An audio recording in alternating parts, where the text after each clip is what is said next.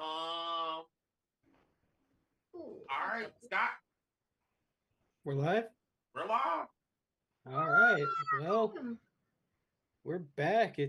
We're finally back doing another episode of Digital Beatdown. It's been I don't even know how many months since the last one. What? And today we've got what's probably going to be a really interesting fight. I don't know how some of these questions are going to go, but it should be fun. We've got TJ and Billy fighting today. Just for fun. And as always, we got Mac here with us. Yeah, I'm here. I'm fact checking and doing other bullshit, whatever you want to call it. Yeah. And Mustachio, we got Mustachio with us. Hello, I'm here for comic relief only. I have no control. Same here. and of course, Mist.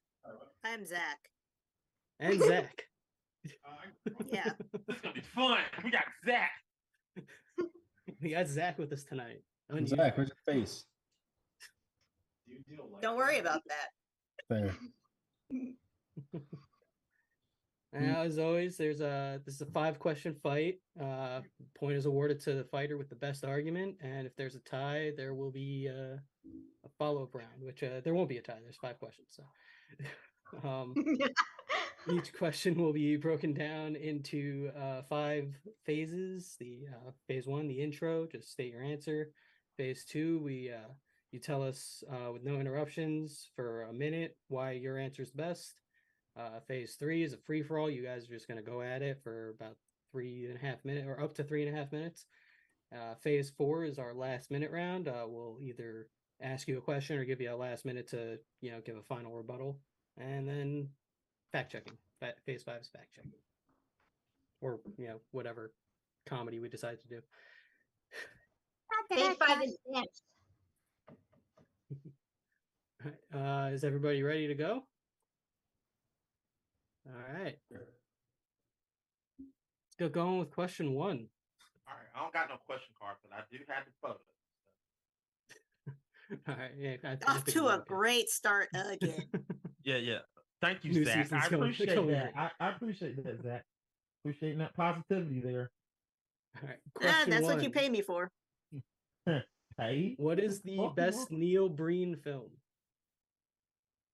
All right, let's start with Billy. Billy, what is your answer? Okay, for the record, I didn't know who the hell Neil Breen was, so this was a very How dare interesting. you? How dare Can you just can you let me finish? Yeah. Thank you. So this was an interesting rabbit hole to discover, and my answer would be Fateful Findings, which is probably the film that he is best well known for. Which, yeah, I mean, that photo alone should just tell you everything you need to know about this movie. It's basically like. Wait. Oh, yeah. Wait until the next phase. Yeah. TJ. Also, are we echoey? Yeah, who's that going? I think it's that, yeah. Was it? I'll mute when I'm not. It's okay. So All good. All right, TJ. Best Neil Breen film. I mean, for this one, I've already discussed with Mac. I'm conceding this point to Billy because there's no way I'm going to watch or read about this guy who just finances his own shit. So, Billy, please feel free to let us know about the movie. Maybe I'll want to watch it. Other than that, you get the point, my guy. Wow. All right. Easiest point That's ever. bullshit. Yeah. If you think I'm gonna watch this guy's films, you crazy. I watch good things like Mac and Me, okay? And Howard the Fair. Duck, never forget. Howard the Duck, yes. Yeah.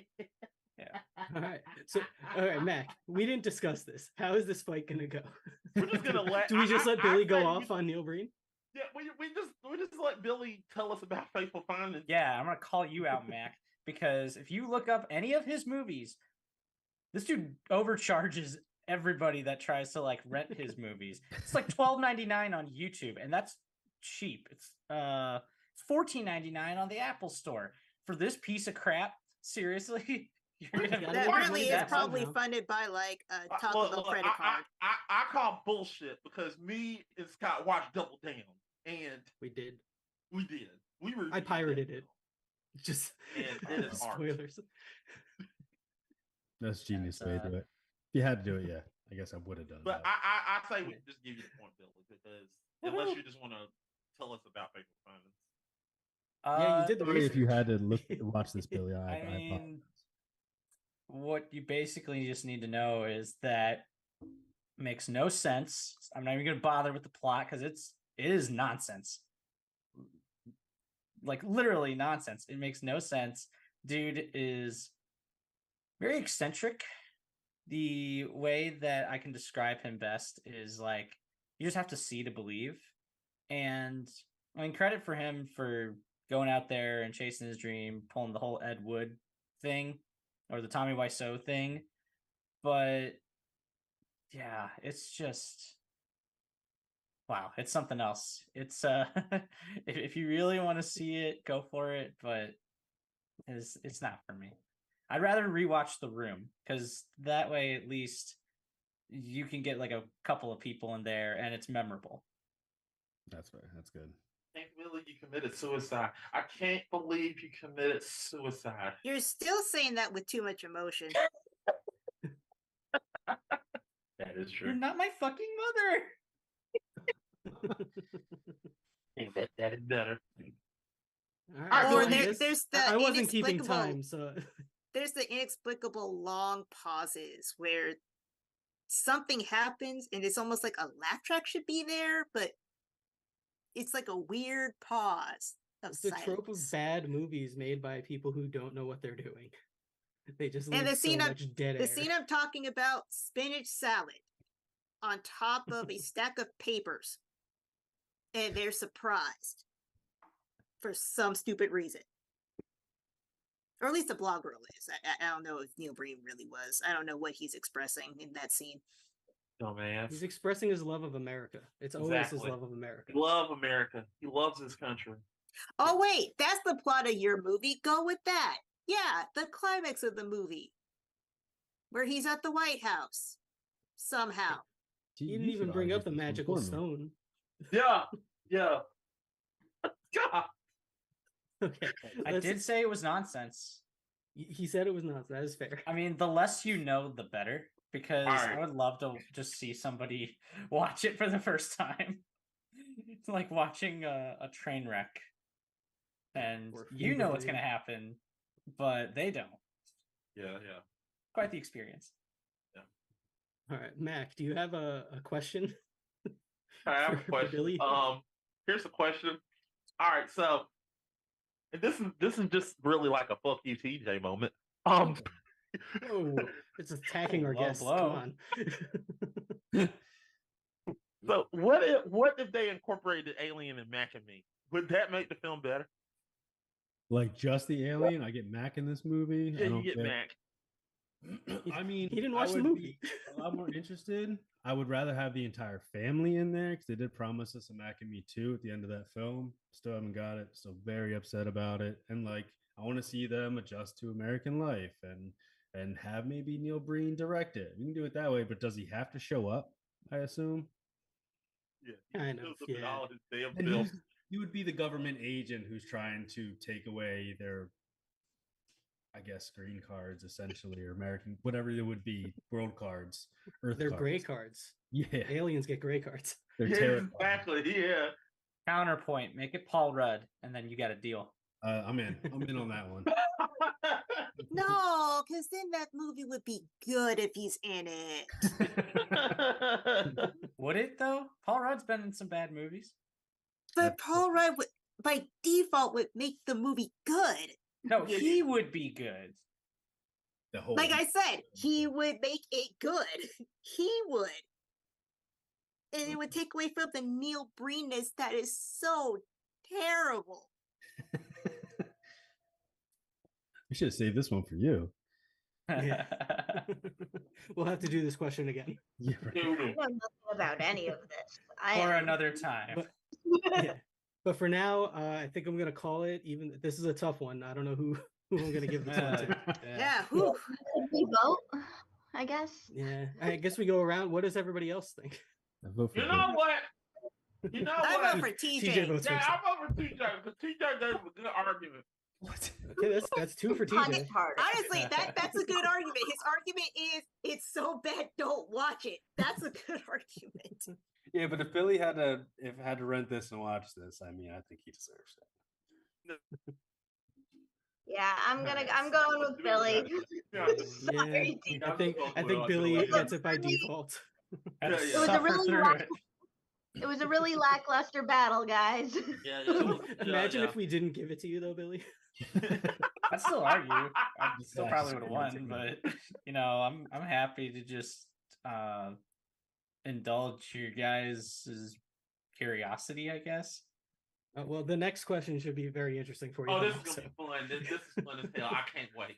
Let's Yeah, this start is with gonna- this this is gonna question. be TJ, did you watch the movie? Which movie? For the second question. Is the second question involving a director? Yes. Yes. Yeah, of course I've seen it. Of equal Okay. stature to Neil Breen. Okay. Yeah. All right, question 2. What is the best Alfred Hitchcock film? This time I got photos. Such a This good- time, and we'll start with TJ. Uh, what the is rear- what is rear- your answer? Just state your answer. Rear Window, right? Is that one of the ones he does? That's the one you Rear went with. Window. Yeah, rear window. Nice. Nailed it. Not that movie. Hold on for a minute. Hold on for a minute. I gotta get it.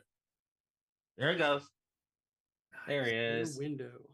Okay, and Billy, what is your best Hitchcock film?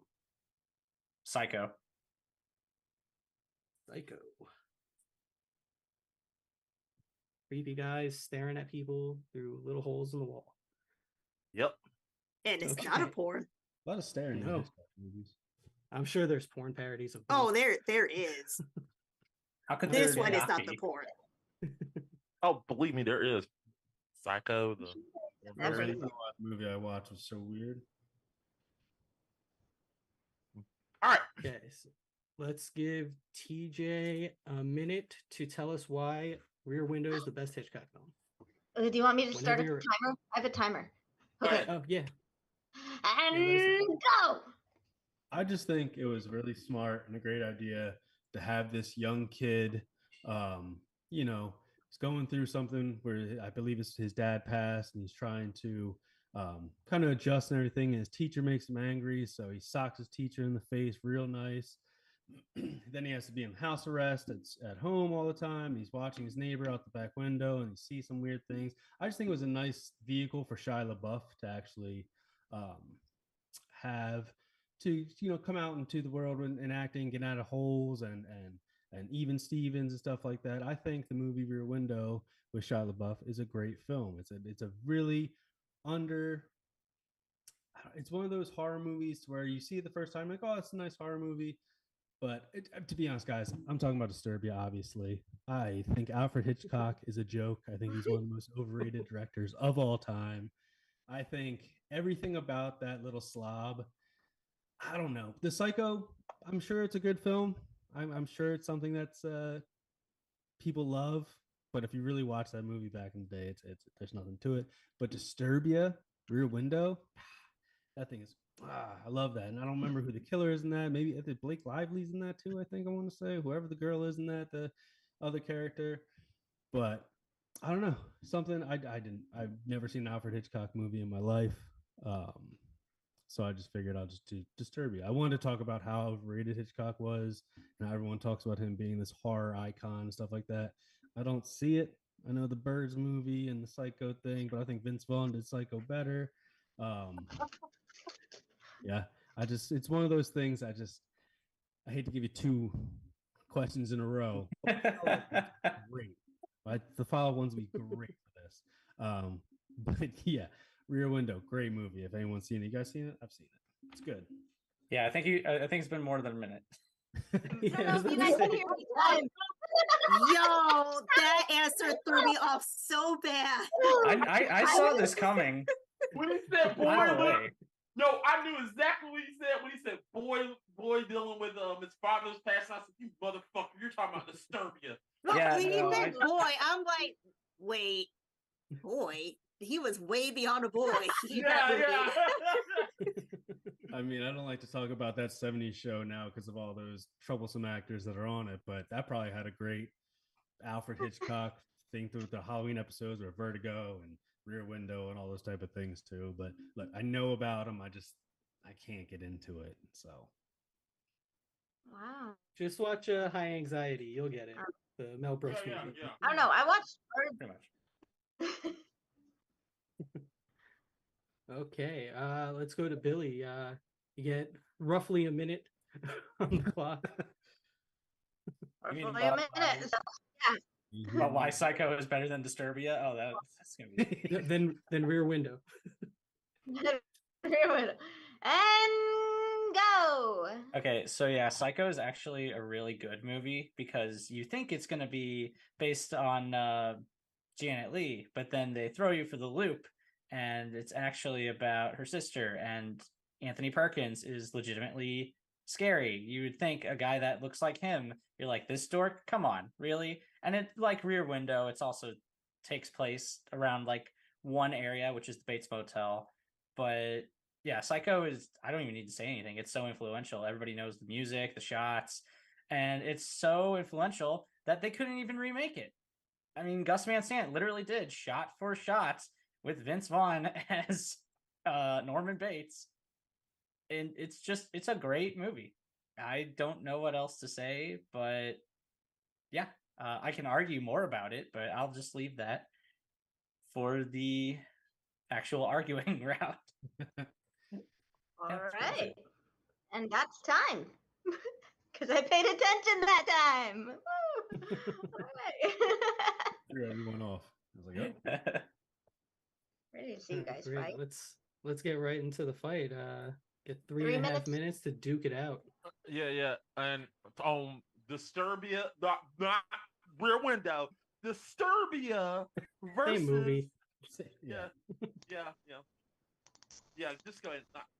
Get the time, Mr. Asham, at this point. Timer's up and go. Fight. I all you do when you talk about horror is hear about Psycho, and obviously you could use that as a plus for you, but also at the same time, has it aged well? Yes. Has it though? It's like, think about it this way: who would you rather have in your film, Shia LaBeouf or the lead in that movie? I mean, come on, the lead. Anthony Perkins, because he's a better actor. Was he in this Psycho 2 also? That's the one I have. He was. Okay. He's great. You've in seen that. Psycho 2? You just proved my point. Yeah, he is great in that film. But I'm saying, I also get like more of a, obviously with my horror, I want a little bit more gore, a little bit more slasherous. And I think you get that with the remake, the Gus Van Sant. I guess it is shot for shot, but it is a little bit more of not just like corn syrup rolling down a drain thing. I get the creepy aspect of it, and it definitely has some great shots, and whatever that freaky little chunky guy did as a director, it's great.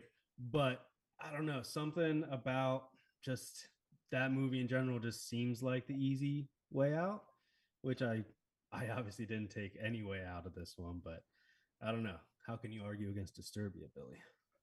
Because without Rear Window, Disturbia would not exist. Fuck. He's right. Yeah, I'm not that slow, unfortunately. But I mean, how many renditions of Rear Window have been done? There's got to be at least 5 or 6. Psycho, you can only do it the one way and the one way only. Maybe in the next 15. How many more homages are there to Psycho than there are Rear Window? Look, man, stop throwing these haymakers at me, okay? Because they're actually good. That's why. Yeah, I mean, damn, you kind of cornered me in that one.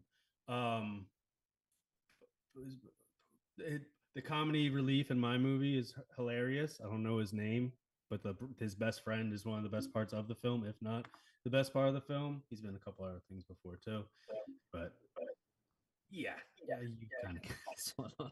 I mean, if I wanted like a good slasher movie that's very 2000s, I just watch Scream or I Know What You Did Last Summer. Yeah. It's an interesting bit of history, but in comparison to like literally one of the most influential films of all time, it's kind of like comparing like a steak with Takeout.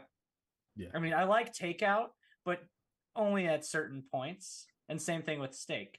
But the steak is like better if done right.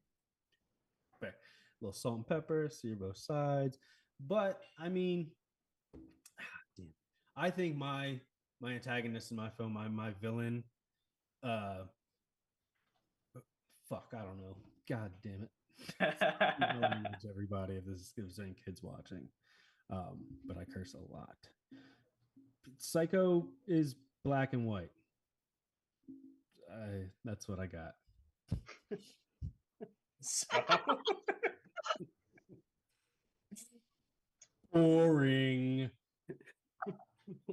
What a mic drop. millennials. Game one. And that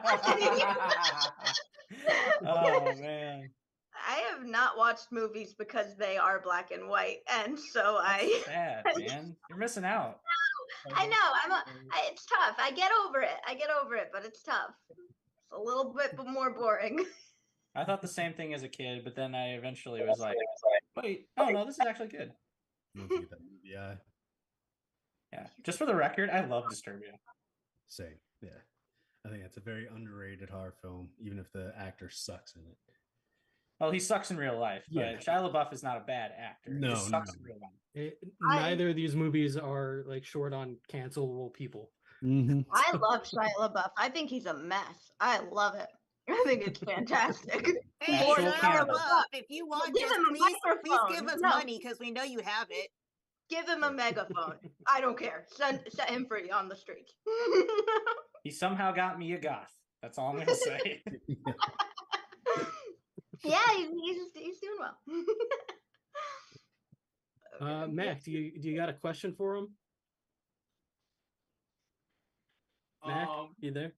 I'm here. I'm here. I'm sorry. I'm just this. Oh, I thought you were crushing the dog. I did too. dog I was like, "Where's my puppy?" Oh, this puppy is literally trying to bite the shit out my foot, and I gotta pop it a couple times. Jeez. Damn. Okay, so will you stop it? All right. So what is the thing? This is gonna be funny for TJ. What is the thing that is the most memorable thing? What is the most Hitchcockian thing in your film? In my film, Yeah. he makes the Twinkie pyramid with the glue and all the Twinkies when he's sitting at home. Because I've always wanted to do that, but I'm always like, that's such a waste of Twinkies. Because if he's using real glue, every time you rip one out, it's gonna rip the packaging off. You're gonna have to eat that Twinkie right there. And I'm just gonna keep ripping Twinkies off and eating Twinkies nonstop. And if anyone's gonna knows about Twinkies, it's Alfred Hitchcock. Hand in hand. Have Hard to argue Twinkies when against he that. was alive. Was that even a thing? Yeah. Hostess has been around a long time, right? Yeah, but was it around when he was alive? Oh, Hitchcock knew Twinkies. He's dead.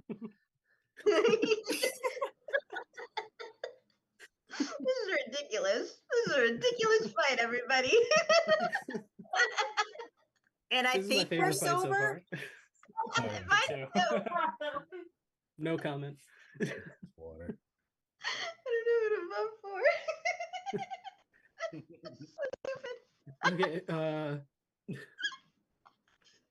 Okay, Billy, same question. Most Hitchcockian moment in Psycho. Most Hitchcockian moment in Psycho. Now you think that I'm gonna say the shower scene because that's the most iconic, obviously. But I'm actually gonna say when the guy gets pushed down the stairs and the camera follows him, like and stuff, just like how. Sorry, it's TJ's cat and dog. It's really cool just because like you're wondering how did like they strap a camera to him or something, and you're seeing this guy get murdered from the point of view of the killer. You don't really get that often, and it's really cool that it's in a black and white movie. Dang, he put emphasis on that one. Boom, roasted. Don't think I didn't catch that. You put a lot of emphasis on the black and white movie part. I was hoping you would catch it. All right. We got any facts? that need to be checked? There's Uh, still uh, I got a fact. I got a fact. Okay. Disturbia and besides that, Disturbia and Rear Window are different movies. No. Okay. So yes. Here's the facts. I didn't even have to look half of this stuff up. Yes. Shia LaBeouf did star in Disturbia. No, I have nothing. So you're correct, TJ. He did star in Disturbia. Also, it starred Carrie Ann Moss as his mother. Yes, Oh, yeah. that's Trinity from Trinity from the Matrix. Tessa Palmer. You mean Teresa Palmer? So Teresa not, Palmer. so not Blake Lively. Yes, Teresa Palmer was the love interest. Of course And it was. you are correct. Disturbia is sort of their back. I love. You're talking to me who loves Rear Window, loves the original. Yes, it is a remake of Rear Window. Was that in contention? Did people were people No. questioning We're that? not going to fight that. That's right. But was it?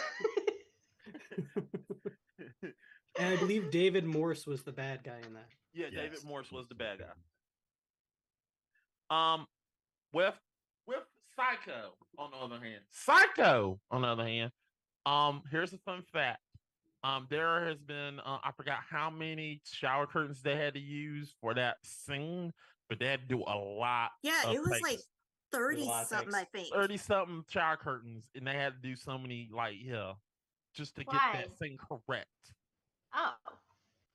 Yeah. Yeah, it's like all the laptops in the Social Network.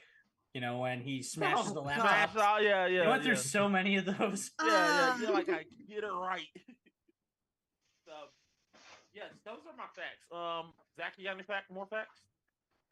James Stewart has been in 4 Hitchcock movies, which I did not know. I knew of 3 of them. I didn't know of the 4th one, which was Rope. Yeah. Rope's a good Also, wasn't James Stewart in one of TJ's favorite films? Back at me? No. Making me. He's the voice North of by Mac. Northwest. No, he played the father. He's not North by Northwest. That's Cary Grant. Yeah. Oh, Cary Yeah, Grant, that's okay. Cary Grant. Yeah. Cary Grant. Yeah, I forgot. But North by Northwest, that's TJ's favorite movie. Mine's is Rear Window. His is North by Northwest. I like North by Northwest. That's my second favorite. So Good movie. you're just gonna tear this whole room apart, aren't you? And yet you chose Sorry. to talk about Disturbia. Huh? I love that. I love that he chose to talk about Disturbia. Yeah, I instead love of that too, and North I by laughed my Northwest. ass off. I knew that was coming a mile away because that's just your personality. So it made it very entertaining. I had fun with it. I don't know about you guys. Came to fight, and he's gonna bullshit his way to an argument. He does this every fucking time. Once again, though, I find myself not knowing how to judge this question. You gonna let me go first? Yeah, go ahead. You go first. All right, here's my thing. I love Rear Window. I have nothing against Disturbia. I think Disturbia is an amazing, it's a great adaptation of one of my favorite Hitchcock films. I agree. Psycho is very, very iconic. It has an iconic music. Everybody knows the it's iconic. Everybody uses that every time because of that. Everybody remembers that. Everybody knows the twist, the biggest twist of all time, that his mother's dead and he's been doing it the whole time. Sorry, spoilers. So this is actually as much as I hate to say it, this is actually tough because I mean TJ did throw a wrench, but that film is good. It's a good remake. But I gotta give this to I really gotta give this to Billy. I gotta give this to Billy because Billy tried to tear down this TJ talked about Gus Van Zant's Psycho, and I literally I think that helped his argument even more because Gus Van Zant's Psycho sucks. And we all know it sucks. And I gotta go with Billy on this. But valiant effort, TJ. I gotta give it to you. Ryan. Okay. Mustachio, do you have any thoughts on this round? Gosh, this is Yes. Yes, I have so many thoughts on this round. Because I love Shia LaBeouf and I love horror movies, but I don't think that Disturbia is better than Birds. So, Forgot about that one too. which I watched when I was too little to see someone's eyes plucked out that way. And it has stuck with me, and I'm almost 30 now thinking of that scene so vividly. But I like Alfred Hitchcock. So Billy, I'm going with you. I think you did a good job. Yay. Zach, what do you think? Shia LaBeouf for president. That's all I gotta say. Oh God. Hey, it's possible now. There's a precedent set. Yeah. Zach, what are your thoughts Okay. on this round? TJ, I will give you all the points in the world because you picked a movie that has one of my all-time favorite actors in it, James Stewart. However, you talked about a movie about an actor I don't like, Fair. even though I do think he's a good actor. I just don't really Yeah, he's a subscribe shit. to what he does. Yeah. Also, and I'm just going to talk movie to movie because I've seen both. And as much as I hate Alfred Hitchcock, I cannot deny that I am attracted to how he does his movies. Rear Window has a happy ending. I don't like that in an Alfred Hitchcock movie. That seems really odd. I like the kind of ambiguity and horror aspect of Psycho. Especially since I am not one to yell and scream when I'm terrified. When that car popped back out the water, that legit made me scream. So Billy, you win that one. Woohoo! I agree Yeah, with everything you just said. Good point. Yeah, I have similar thoughts as everybody else. I think TJ made some interesting points about Disturbia / Rear Window, but I think by the parameters of the question, I think I have to give it to Billy. He argued for a Hitchcock movie. Gosh darn those rules. The rules Damn that the we have put into regulations. place. Fine print, If I could fine throw them out print, the window, I legal. would. We're obligated. Yeah. So TPP's in the chat, and TPP wanted y'all to know. Wait, did this guy just say, "I know what you did last summer is a good slasher film, good slasher movie"? You. TPP. I think that's a good slash. And I still know What what are you're you I waiting mean, for? it's Did he say you? yeah. Yeah, he said you. You? Yes, What are he you did say waiting for, TJ? What are you waiting for? What are you waiting for? You can't not think of Scary Movie whenever you hear Yeah. that though. That's the only thing is. But I mean, both Scream and I Know What You Did Last Summer, both Kevin Williamson. So yeah, your mom. Yeah, Hi, you're chat. wrong. Yeah. All right. And on that note, on to question 3. Well, we had This one's two more. All right, here we go. This is my We favorite had two more question. This one's rounds. important This is for where you, TJ gonna TJ. get serious. TJ getting Yeah. serious. TJ's got to win this one, otherwise that's the fight. This is a good question. I like Yeah, it. this is a good This one. is gonna be fun. This is a tough one. You know you're going against me when you answered? I knew. Oh, I knew what you were gonna pick too. I just hoped that you didn't pick it first, but you did, and I was like, all right. But I think I have a good, a solid backup. All right. All right. Well, Mac's spoiling it, so let's start with TJ. I guess. TJ, what's your answer to what is the best shark film that is not the original Jaws? Deep Blue Sea. Hell yes. And Billy, what is the best shark film not the original Jaws? The Shallows. Another Blake Lively movie. Yeah, I was gonna say, funny that you mentioned Blake Lively earlier, but yeah, Okay. it's like it was meant to All be. right. Yeah. Okay, let's put a minute on the clock and let each of these guys tell us why Okay. theirs is the best. Master of Time is ready and go. TJ. I mean, Deep Blue Sea if Jaws is going to be the most iconic one ever, Jaws 2, but Deep Blue Sea is probably the most outrageous, but with an also a smart plot line to it with some great sharks. They take, instead of taking great white like everyone else does, they take 3 mako sharks, they artificially engineer them into hopefully making this special thing that cures Alzheimer's, and I believe it's Alzheimer's and a couple other things too. But it does a thing. It has an incredible cast, and it does this exact same thing that Psycho did, just a little bit longer in the movie, where Samuel L. Jackson, probably one of the greatest scenes ever, is giving his iconic Samuel L. Jackson. We're gonna do this speech. We're gonna, we're gonna beat these sharks. We're gonna do this thing, and all of a sudden, boom, out of the movie. About an hour in, just gets completely demolished by these sharks. LL Cool J, Thomas Jane, Stellan Skarsgård. The cast all around is great. Michael Rappaport, piece shit in real life, but great in that movie.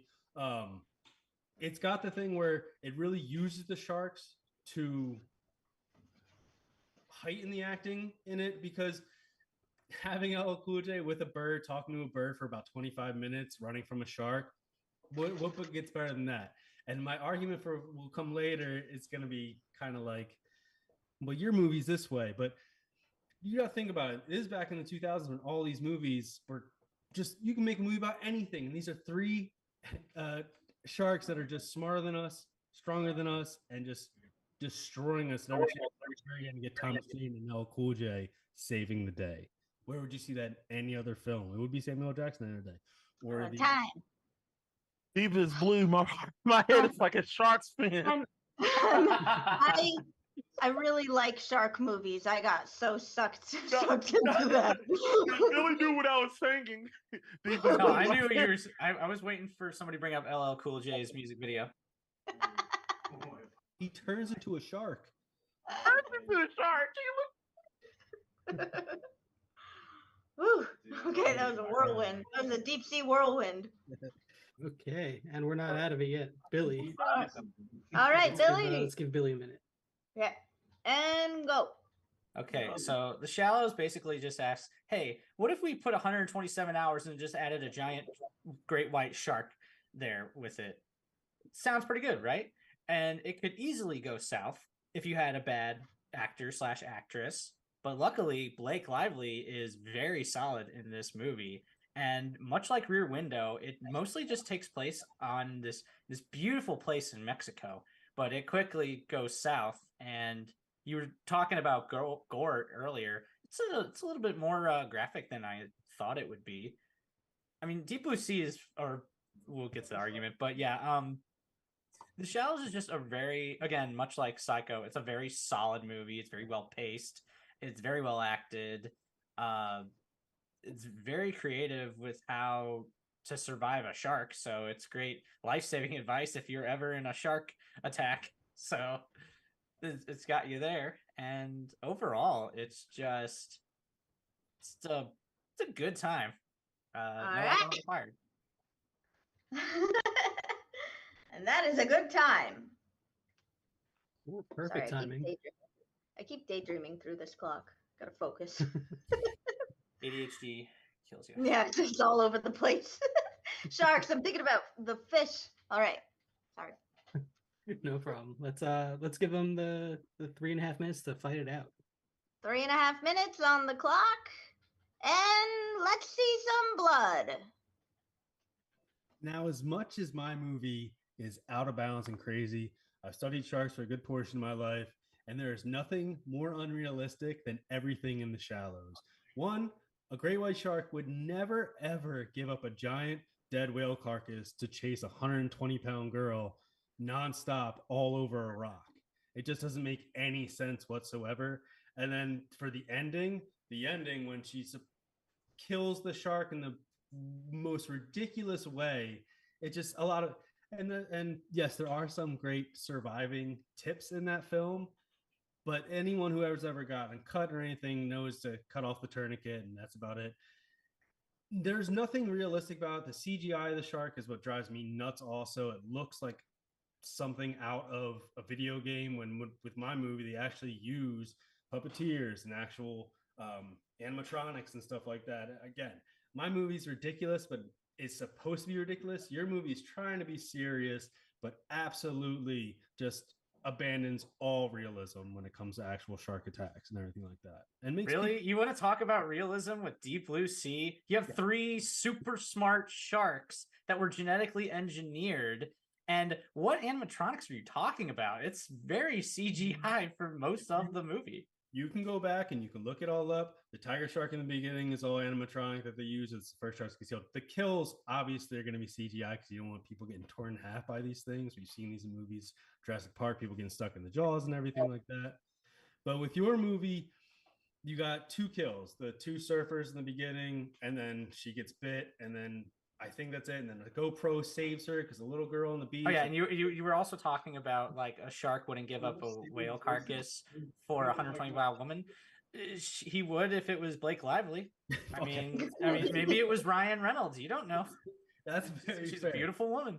Yes. It's just the whole the point of Deep Blue Sea is for it to be that crazy, over the top. Sharks never get cancer, so let's take their cells and turn them and alter them and stuff like that. And hopefully they can heal people. They're actually still trying to do that in real life. But when it comes to the shallows, I mean, crossing the barrier reefs, her swimming, her doing the timing, and then doing the background parent stuff in the back of her head. It's just, when I want a shark movie, I want a shark movie. I don't want to watch someone on a rock for an hour and a half and then maybe see a fin under the water. I want sharks. Okay, but you forgot one major thing. The main scientist, the woman, is extremely unlikable. In fact, she was so unlikable that they killed her in test screenings. She performed so badly that they had to reshoot the ending to kill her. And I want to root for somebody against or going up against a shark. That's why in Jaws we love Brody. And I guess I just like Blake Lively because, again, it's like 127 hours. You want this woman to succeed. They ate LL Cool J's bird. How could you not root for LL Cool J when he kills a shark in the oven? Like, I mean, come on. Everything's there for you. Ate my bird and then with the lighter. The shark at the end that gets murdered by Blake Lively is as outrageous my movie is. That's the most outrageous part. Bing, bing, bing, bing, and that is time. Oh, okay, good. I have a question. Ooh, Zach's got a question. And blame Billy for this one. Incorporate Ryan Reynolds into your movies. Really? Incorporate Ryan Reynolds into my movie? He could just be another surfer there that, like, or he could be the guy that drives there. You're fighting to win. Yeah, Don't just say he's just a character. Make it creative. The character. He's the guy that drops her off on the island, probably, or knowing that there's a shark there. So basically became the catalyst for the plot. And they definitely don't kiss. No. And it's definitely not CGI green suit or CGI mask. I had to throw DC in there sometime. I'm the DC. I can only speak for myself, but that might be points off for you. I think if you had him in the green said costume, not. No, if you put him in the costume, points for me. He shows up with the laser. If Green Lantern would have showed up and killed the shark at the end, Billy wins absolutely. That's a twist. With Ryan Reynolds, I think at the time this movie came out, I want to say like 2003-ish, if not earlier. He wasn't really around. Van Wilder was a big thing. So what I'd have him do, there's so many comic reliefs, Michael Rappaport, LL Cool J, even Samuel Jackson at some points. I would have him show up at the very end once LL Cool J is like, "Are you sure there was only 3 sharks?" And Thomas James pulls his legs out of the water, and the next boat of the crew that was coming in after the storm, and I'd have Ryan Reynolds on that boat doing the Ryan Reynolds thing, couple quippy lines. Did we miss a party or something like that, with them just floating on the little raft that's left on the surface? That's how I would use Ryan Reynolds, because if you put Ryan Reynolds in something, he's going to steal the show. There's only so many people that can steal the show next to Samuel Jackson, LL. Ladies love Cool J. James. Ladies love Cool James. Jeez. His head is a Sharks fan, okay? Head is a Sharks fan. His head in the music video turns into a shark's head. So it's as early 2000s CGI as you can possibly get. Street Sharks commercials. Now that's a movie I would see. LL Cool J and Street Sharks. LL Cool J, Vin Diesel, Street Sharks movie. I hell would yeah. totally see that. But make it like the recent Ninja Turtles movie where it's that hybrid animation. Just put them in there. So you asked me for facts. Yes, yeah. Let's go. Let's go with the facts. I'm sorry, I was listening to. Now that you mention it, what are the facts? Sorry, I was listening to a song. So fact. Yes, the song by LL Cool J is called "Deep as Blues." Just want to let you know about that. It slaps. Deep is what? Deep as Blues. And what's the theme song of The Shallows called? And who sings it? I don't give a fuck. Mean. Sorry. Oh, okay. The only person that probably would care about that is Kat, and she's not here right now. Anyway, the Shallows. It did incorporate. I do agree with Billy. It does incorporate that. It does incorporate the. I forgot the movie with James Franco. I forgot what it's called. 127 hours. 127 hours. It does incorporate that with it. It does let you see. It does give you the gripping of, if you want something that is. I feel this is my interpretation, and this is facts. If you want a film where you just want to, sit there and want to see one person go through a whole situation, The Shallows is for you. But if you want a fucking action film with sharks, Deep Blue Sea is way what you want on there. It gives you that plus. Also, it stars Michael. Also, Deep Blue Sea stars Michael Rappaport. I want to say, hold on. I keep forgetting who else was in that. LL Cool J, yes. Thomas Jane. Stellan Skarsgård. Stellan Michael Skarsgård. Rappaport. Stellan Skarsgård was in Did there. you not listen to TJ earlier? He Yeah, just said the cast. TJ. Yeah, he listed all of these guys. Yeah, I want to know. Yeah. So Michael Rappaport was in there.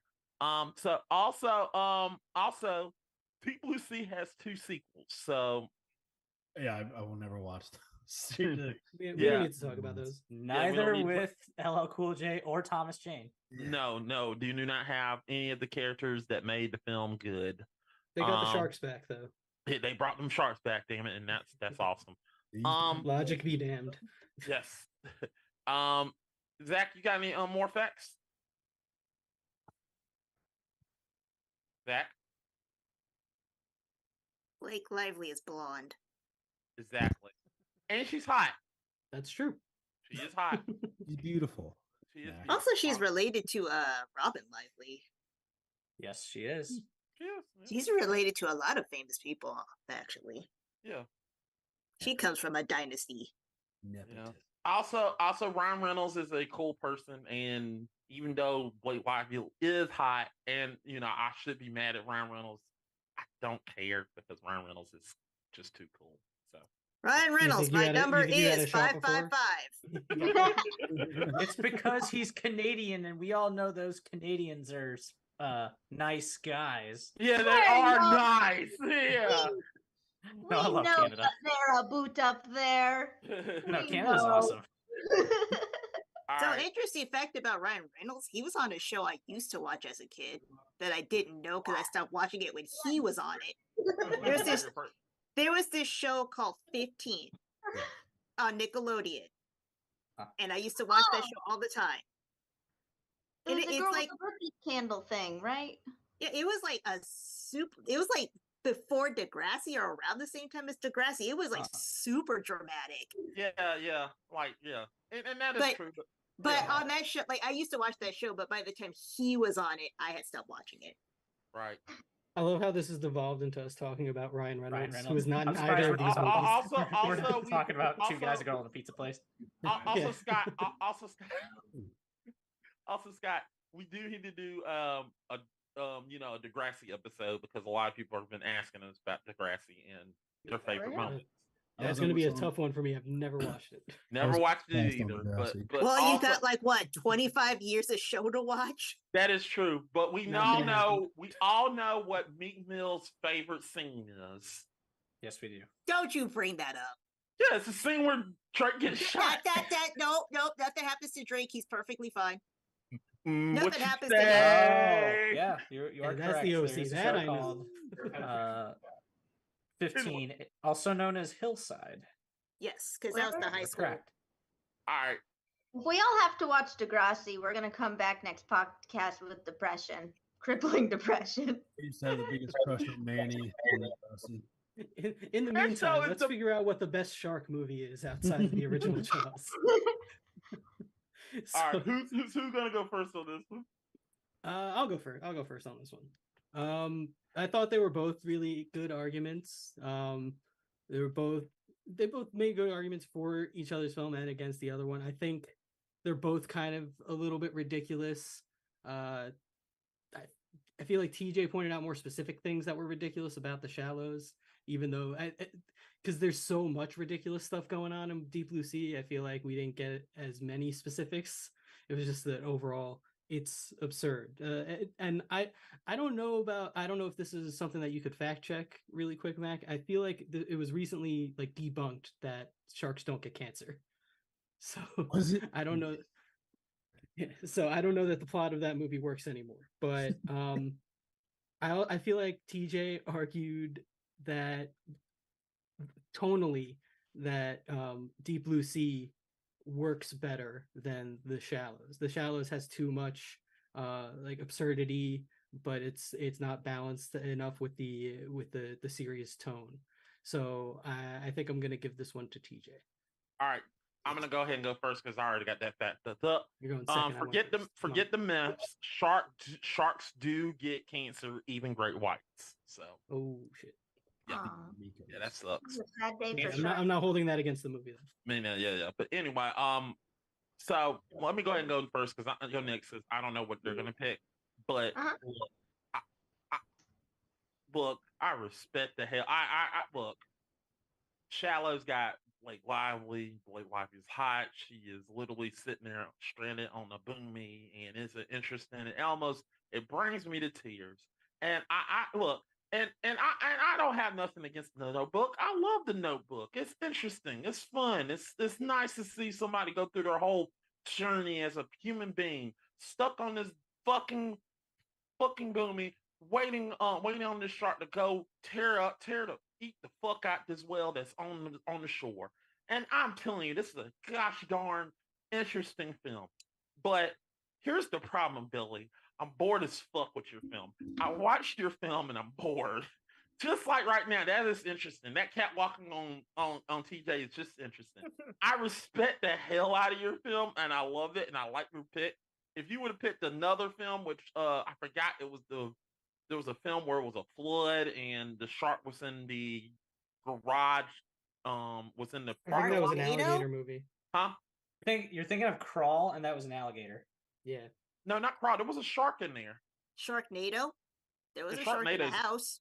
There was a shark in a whatever. Anyway, TJ, the whole time you were talking, I've been listening to Deepest Blue, and I seen LL Cool J turn into a shark, and I'm like, I want to see Deep Blue Sea. I want to see this dumb film. I'll admit it's dumb, but I like dumb shit. And that's what I want. And I don't give a fuck what people say. That is fun. If I turn my brain off, I'm like, this is fun as hell. They literally go around in a circle praying, sitting there thinking, 2 sharks down, 1 to go. You know, I remember that shit. Oh, The powerful man, moment. and the fact that the fucking scientist who is smarter than all of us literally just jumps in the water and says, I'm going to sacrifice myself. I'm like, this is stupid, but I like this. So TJ, yeah, you get my vote. You got my vote for me, so I'm going with you. Deep Blue Sea all the way. Deepest Blue is my head is like a shark's head. All right. Me? Pistachio. What do you All think? right. Well, no one chose the 6-headed shark attack. If anyone's seen that. Mac, put that on your list if you want to just see ridiculous shark, Oh no, six-headed I've seen shark. Sharknado. I've seen weirder. No. Sharknado. Sharknado, like it got three. But I agree with Mac. If I'm watching a shark movie, I want to see some crazy sharks. I want to see craziness, and that's what I look for. I have not seen Deep Blue Sea, whatever. I have seen The Shallows, and The Shallows, I was surprised how gory it was. It is 27 hours. Blake Lively is hot and does great work being attacked by a shark for 2 hours, and it's a decent movie. But your argument didn't sell me. I don't really feel like going to watch that movie, but afterwards, I would want to go see Deep Blue Sea. So I'm gonna go with TJ. All right, so TJ get the win. Oh, I knew I wasn't gonna get this point as soon as he Wow. said, "Oh yeah, TJ's choice is Deep Blue Sea." I was like, "Fuck." I don't get to say so in that one. Will you see me probably? Yeah. No, I We knew- We skipped right over Zach. Come on, guys. yeah, Zach, what you thought? Oh, I was gonna give it to TJ.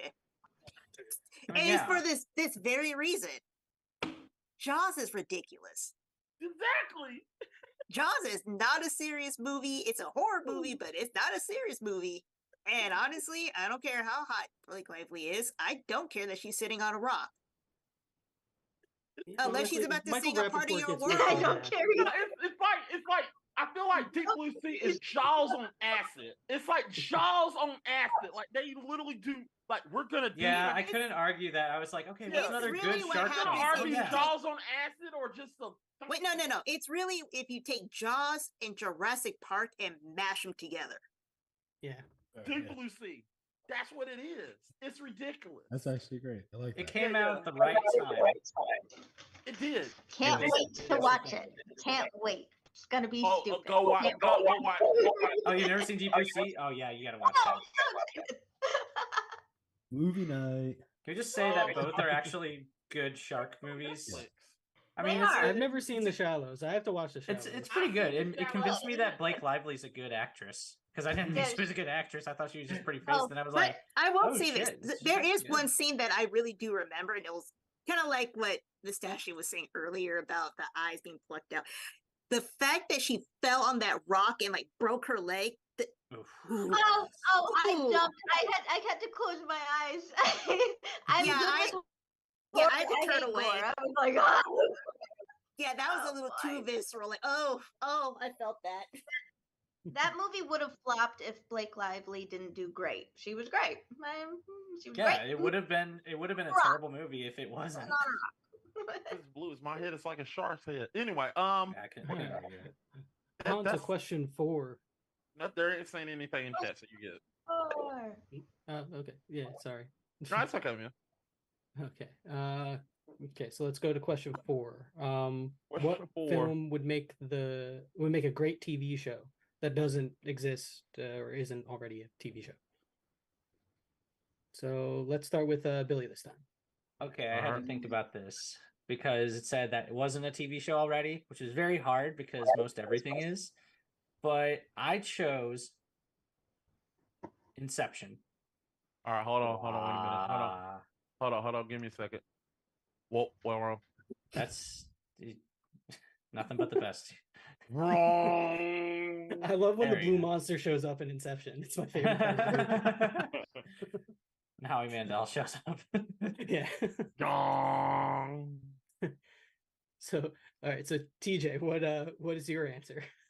Well, I picked the great Fred Savage Howie Mandel movie, Little Monsters. Classic movie. There's that hallway fight scene where Howie Mandel's dancing on the ceiling. It's great. No, I just knew he was gonna pick this. I was like, he's gonna pick Little Monsters. He's gonna pick Little Monsters or something. I know because he did this in Gamer Grudge. Grudge, yeah. It's this ace in the hole. Yeah, we'll see. All right, Billy. Let's give you a minute to tell us why Inception would make a good TV show. All right, minutes on the clock and go. So the whole concept of Inception is that you're going inside someone else's dream. So the possibilities really are endless because in dreams you can do whatever, go wherever, and cast whoever you want. And you can make a whole overarching story with it. You can maybe have new dream powers because Inception really did establish like some good rules. You put this on like an HBO or something, like what they did with Westworld, which they just took the bare bones of that concept and they could just make an original story out of it. I just think it would be really, really cool. And you can get some awesome visuals in there as well. And yeah, just put it on IMAX screen. Just get Christopher Nolan to produce it. Hell, it's funny that I mentioned Westworld because his brother produced it and that turned out to be pretty good, right? So yeah, Inception for the win. All right, and that is time. You're very good at being right on the mark, by the way. Like it's very consistent. Okay. Anyways, back on the clock. 1 minute. All right. So for Little Monsters, if you don't know what this is, it's about a monster who comes out from a kid's bed, brings them down to the monster world, and he can do literally whatever they want. They can go to any state, any country, anything that's just from a staircase. What I would do is I'd bring back Fred Savage, a TV icon from the Wonder Years, and I do the thing that everyone's doing now. I make him a dad. He knows about this monster world, and he has a kid. And if you can get Howie Mandel back.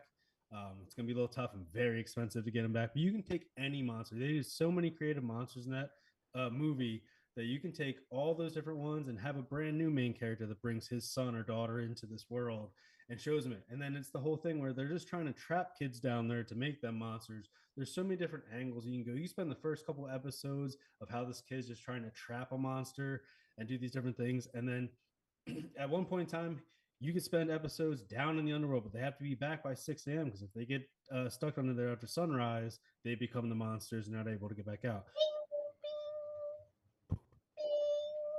It's time. I'm more focused now. Are we ready to fight? Yeah, let's just get right into the fight. All right, 3.5 minutes. Go.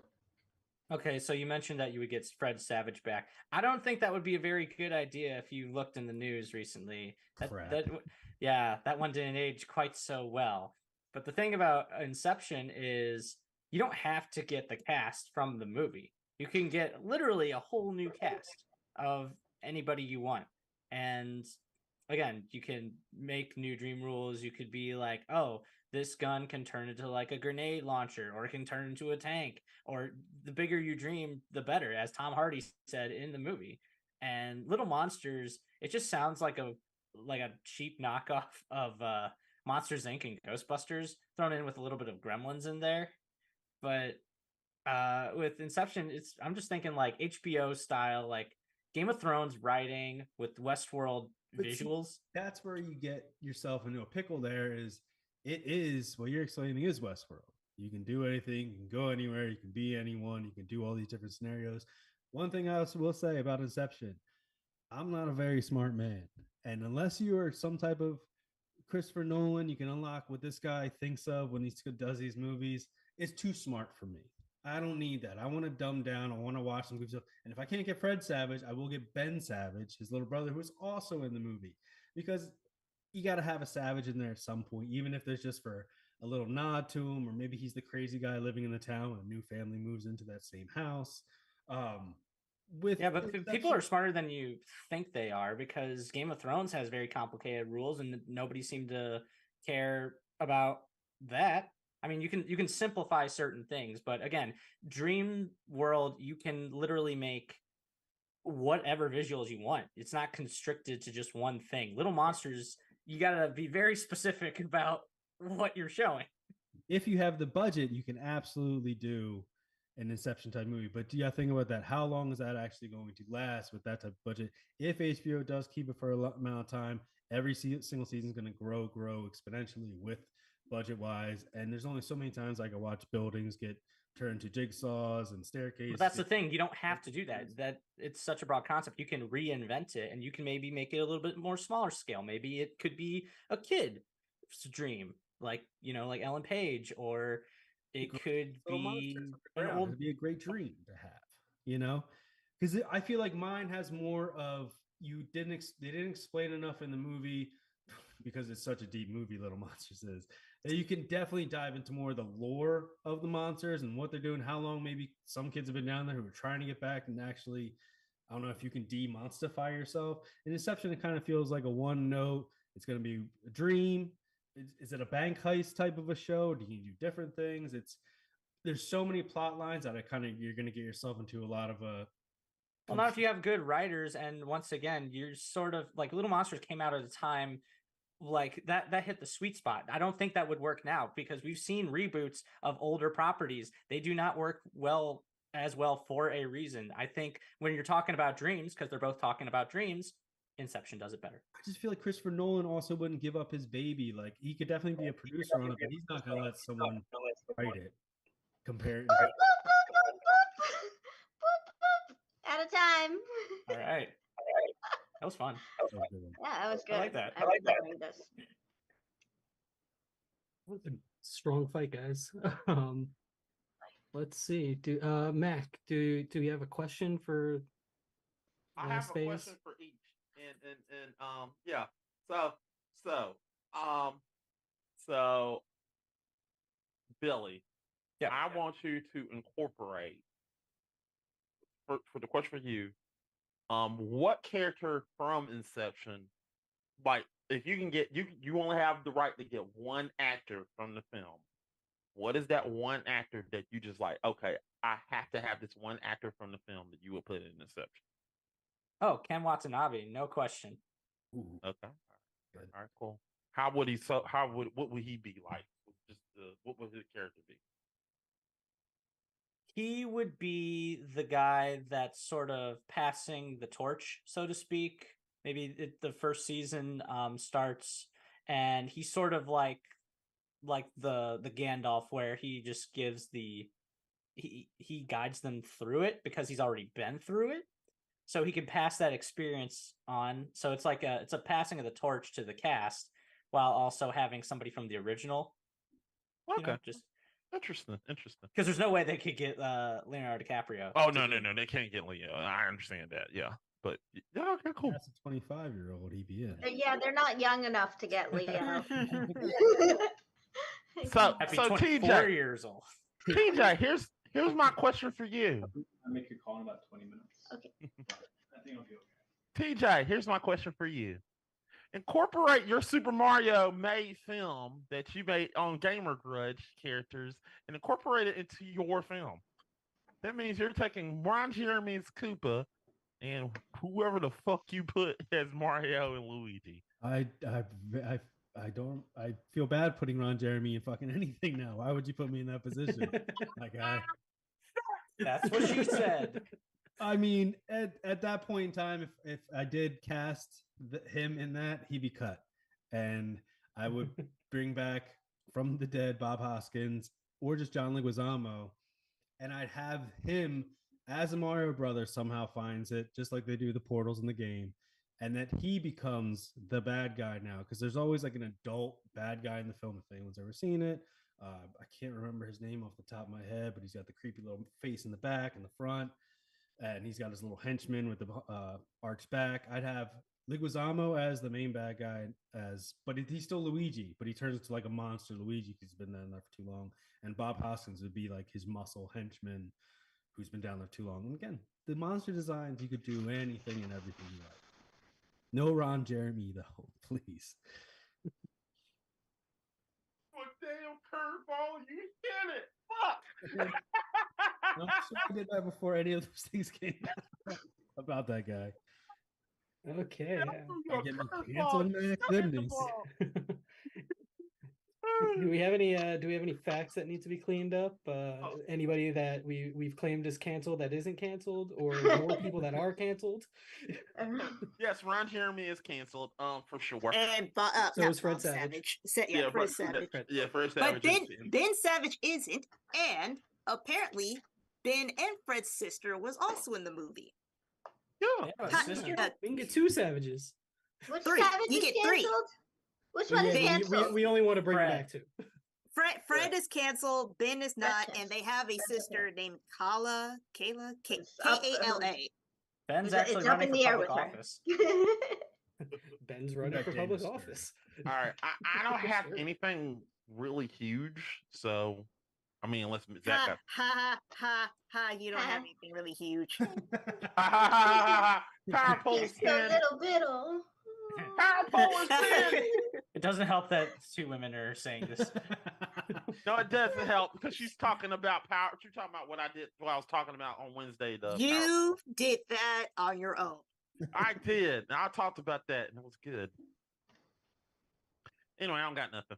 Also, I'm not sure, but it seems like I do remember hearing about Howie Mandel had an issue with like the face paint Yeah. since he's OCD. I don't remember if I actually heard that or if that was a he had rumor. big problems shooting the film, and with everything with his germs and not want to be touched, and he just did not have a Well, good I mean, time. we're talking about Gizmo here, so I mean, Yeah, we're for, talking the about movie, Howie they- Mandel. for the new movie, they can just Jar Jar him. Just Yeah, put there a you digital go. creature over him. It'll be fine. yeah, we'll look Give the great. role- give the role to Because the that Jar works Jar so guy. He's well like, in I didn't like know he had a X-Men. Johnson. or we'll just get Howard the Duck. Fuck it.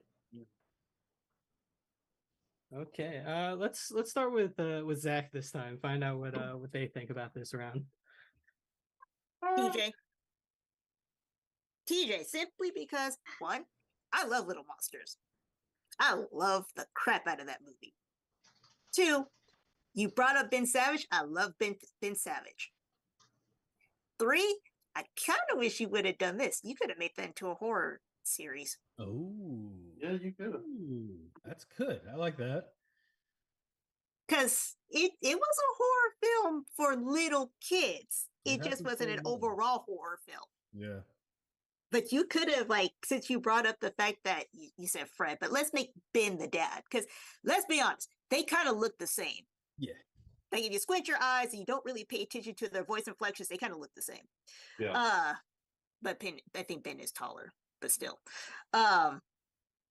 You really could have just gone straight into the horror thing with him, and I think he would have loved the crap out of that. Yeah, I like that. But I'm going to go with Little Monsters because I do think you had a better argument of there's more you could do with it than kind of the one note, we're in a dream world. Right. You vacillate between monster and real world things in Little Monsters. Right. And Mustachio, what do you think? Who do you think won this round? Yeah. Sorry, I just got minimally distracted for a moment. We can come back if you're a little. Yeah, I need Right. 1 moment to collect my thoughts. I need a Ah, second to okay. get back on track. My train No is problem. over there. Okay. I'll go ahead and go. I'll go ahead and Yeah, go. yeah. I'll go ahead and go to this one. I'm with Inception. The problem with Inception is Black Mirror exists. I'm sorry. As much as everybody hates the show, it exists. So this seems like a one-off show that Black Mirror could do, and I feel like they could do it, and they would do it well because it's been proven with Bandersnatch that they can do stuff. So I could see this being like a one-off episode. That's not saying it's bad. I'm just saying that it's just that's the thing that's going against you. Like there are other things that you'd be like, oh man, we're gonna do Inception and on TNT, Inception, and I feel like if you make it today, it'd be just too little, too late because there's already other things that are doing it. TJ, I also is the same because there are some shows that are doing some crazy shit like he's doing, but at the same token, it's something that is also very, very, very, very interesting. There's a reason why I threw that monkey wrench. I threw that big monkey wrench against him. I threw that monkey wrench because like, what you're gonna do with this? And he literally made it even more interesting with putting Mario as the villain and literally him turning him around. So there's a reason I asked that question. And I do like the fact that Ken Watanabe would have been in it. I just literally thought you would go out there, Billy, but you didn't because Ken Watanabe is good. It's just, it's just not something that's gonna like make me go watch Inception. So I gotta give this to TJ because his is the more interesting syllable. All right. You've been watching this dog the whole time. I hardly heard anyone voting. I was hyper distracted and I have had to move camp. So if I vote next, I might If you're throw ready. everything off. I'm ready. All If you're right. ready. I am ready. I know it took me a hot second, but here I am in my new location. I, you know, I was almost swayed opposite what I thought because I mean, I really, really liked the Inception idea because I can see all the possibilities. Like, you can go into literally every episode could be different. It could be a different type of animation. It could be different anything. The world is huge. But then this little monster thing, like kind of like a horror for children kind of episode kind of deal, like Zach was saying, like that's like pretty cool too. These are both kind of really good ideas in and of themselves, and they already do this Black Mirror thing, which is kind of Inception-y, where like every episode is its own kind of sit-alone episode. So, gosh, this is really hard. I would watch both of these so much. But since Black Mirror is already out there and they're doing all that already, I would watch Little Monsters spin-off first. Yeah. And So, Billy, I'm sorry. Billy, I want to let you know, I know you didn't say that. Billy, I know you didn't say that, but I'm saying that's still like a count against you because it's like, it doesn't exist. You can say that about anything, though. Yeah, I agree, but it's just, but TJ does exist too, but yours is just hurt by Black Mirror because Black Mirror could come up with an episode. It'd be like, there it goes. They could do one with Little Monsters too. I mean, I They would- could, but call they it Little probably do Monsters. several. But kids still run the world. Little It- Digimon, little digital monsters. Little Digimon, yeah, it still Yeah. exists. So Give us a live action Pokemon, please. Oh. hell no. Yes. I Got you there. I think TJ won this point, but from my point of view, I think both of them sounded like cool Yeah, shows. they are I good, would yeah. watch both of them, and I don't necessarily see the connection with the Black Mirror. I think Black Mirror could do like a one-off Inception episode. That's but what I I'm think- saying. Yeah, Yeah, but I think like the idea of Inception like as like a standalone TV show where like every week is a different dream. I think there's a lot of potential there. I think there's there's a lot of potential. creativity I that you agree, could pull but out of there. yeah. Yeah, I'm not but disagreeing with you. There is potential. It's just Black Mirror will do a one-off episode and it'll be like the best ever because Black Mirror will not do. You've seen Black Mirror. They're not doing the same episode twice. They're only doing one episode, and they're going to make it look different because that's their effort. Yeah, I think though with as far as their arguments, though, I think I probably leaned a little bit more towards TJ's argument because and I think Billy might have actually brought this up about how there are limitations on like what you can do in the Little Monsters world, and I actually think that might be to its benefit as a TV show because I think with like as cool as like seeing Inception and like all the unlimited possibilities of a dream world would be, the same thing with like Inception the movie, people just complain about how like, oh, you're not taking it far enough, like you're in a dream world, you can go Nolan would not do anywhere. this shit. that Nolan is was the smarter other than thing you. I also agree, I don't think Nolan would give Nolan up his would do baby that to put 'cause on TV, even though it would be awesome as a TV show. Yeah, He's and my he's problem is very I opposed have to a TV. problem with Christopher Nolan. He feels like he's smarter than me, and he is, but fuck him. Nah, he likes dumb movies too. He likes Michael Bay movies. Yeah, like He I just said, said he's Talladega fairly Nights smart. is one of the best comedies ever, and he's right. He is right.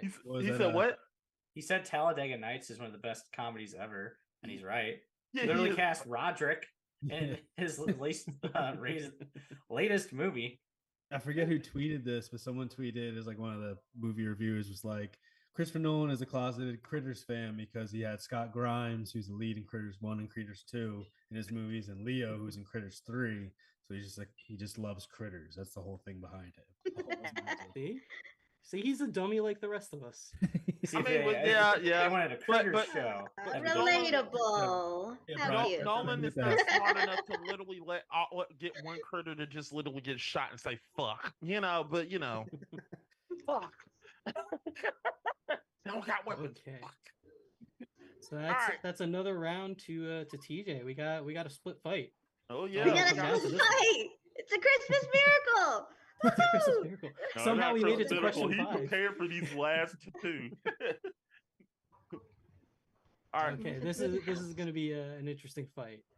So Oh, the yeah. question is, what is the best '90s cartoon that isn't a superhero cartoon? And let's start with TJ this time. All right. I'm getting a photo. Ren and Stimpy. Did I get it right this time? I hope he I'm shows Little excited. Monsters again. It's Inception. Inception. Thanks. Animaniacs. There it is. Just plastered right on top of. That's great. Like, There it is.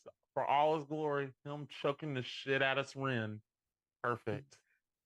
And Billy, what is your answer? What can it be? Animaniacs. There it is. There it is. For all for you to see. To the max. All right, So just sit back and relax. relax. You can relax. Or Animaniacs. All right, now somebody do the country song. Somebody sing all the countries. Oh gosh. Oh used my to know part god! of it. I used to know part of that. That No. made I get tongue tied. Okay. No, the state Let's, capital one. No, the Yeah. president's Okay. one. Oh, He Let's, gosh. named let's give all the everyone presidents. let's What? give TJ a minute to 1 tell us minute. why Ren and Stimpy. The Ren Yeah, and you, Stimpy. One- you need 2 minutes to figure it Yeah, out. seriously, this is a bug. Okay, ready? One very focused minute, go. Ren and Stimpy is so iconic, and it's insane that this was on Nickelodeon at the time it was, because it definitely pushed the boundaries of being a little bit too insane for kids. But that's what we loved about it growing up. It kind of, you could get away with watching it, and your parents might catch a little bit of what's going on, but it really was out there. It's something that I don't think will ever be able to happen again unless it's on like Comedy Central late night or Adult Swim or something like that. This is on after Rugrats, before Hey Arnold. Like, it's in that vicinity of these shows to where they have an entire episode which is one of the best, of losing your left sock in the dryer, and you go into this crazy world, and because everyone loses their socks in the dryer. Don't pee on this electric fence. Everything about that, the log, was basically the Chia Pet / Mr. Potato Head for them. Like, everything about it. And that is time. I'm sorry, I was on it. I wish I daydreamed through that one. Seriously, that was what I wish you would have I know. let go. I know. I'm sorry, guys. I'm inconsistent. Okay, ready? 1 minute back on the clock, though. Go. Okay, so Animaniacs is about the literal Warner Brothers and their Warner sister Dot. They live in the water tower, which that is great because the water tower actually exists. It both simultaneously makes fun of and celebrates everything in Hollywood with cartoons, but it was a lot more slick with its adult jokes as well. And they also had a bunch of other characters as well. There's I'll argue specifics, but yeah, Animaniacs was just insane, and it was so insane that it was even able to do a reboot series, and that was also great. And Ren and Stimpy tried, but it just didn't work at that time. But yeah, Animaniacs is great. I mean, we were even singing the theme song at the beginning. It's That was crazy. That's the amazing. lasting impact of Animaniacs. I learned the U.S. capitals because of Animaniacs. And that's yeah. That's Two. time. It's time. Bing, bing, bing. You were 4 seconds long. You disappointed me. Hey. You disappointed me. I was so Okay. close yet so far, just like every relationship I've ever had. So close. So close. Oh, where are you guys? You lose Are us? you guys still there? Can you still hear me? We're right here. We're right My, here. my computer fell asleep for a second. Okay, we're There's back. it. Okay. Can you see me? Oh, we can see you. Yep. Okay, Yeah. gosh. My computer fell asleep. It's bored. Okay, ready? There's 3 minutes and 30 seconds on the clock. And go. There are two different types of kids here. There's the kid who eats glue in the corner, and then there's a kid who knows all the state capitals. Unfortunately, I'm the kid who falls into the eating glue stage, and that's the Ren and Stimpy kids. It's hard because I love both these cartoons so much, but I think it's the almost the adult aspect of Ren and Stimpy where it's stupid adult humor to where Animaniacs is really smart humor, and some kids wouldn't get that, but it is good for the adults to watch that too. I think the one thing with Ren and Stimpy is as a kid, as an adult now, I can go back and catch all the stuff in Ren and Stimpy that maybe I didn't catch as a younger kid. And with Animaniacs, I think I caught it all at the time. But then when they started doing the state stuff, I still don't know half the states in the U.S. and I'm 36 years old, so I feel like it was too smart for the time. Like because it would work so well now is because it was that smart to where the adults now when they were kids fucking argue with I that. mean, it's kind of like comparing Sonic Sat AM with The Adventures of Sonic the Hedgehog. One is just an ADHD kid, which is like entertaining for like a minute, I guess. And then there's the other one where it's like, oh, okay, this is funny and it's also informative, but it's also in a way that both adults and kids can watch. I feel like with Ren and Stimpy, only kids can really understand that. And they just go too far, like too gross, and it can be off-putting for a lot of people. And with Animaniacs, it's not necessarily safe, but it's like it just slips in a couple of jokes in there. The fingerprints joke is like one of those things where how the heck did they get that through? You got Pinky and the Brain, the Good Feathers, Slappy Squirrel, all equally funny. There's the episode with Slappy Squirrel where they make fun of Bambi's mom, and it's one of the funniest things in the world. That's one thing that kind of I guess it hurts me because you have these spin-offs, all those type of shows with Animaniacs, and Animaniacs I think took the pop culture references and did them so smart.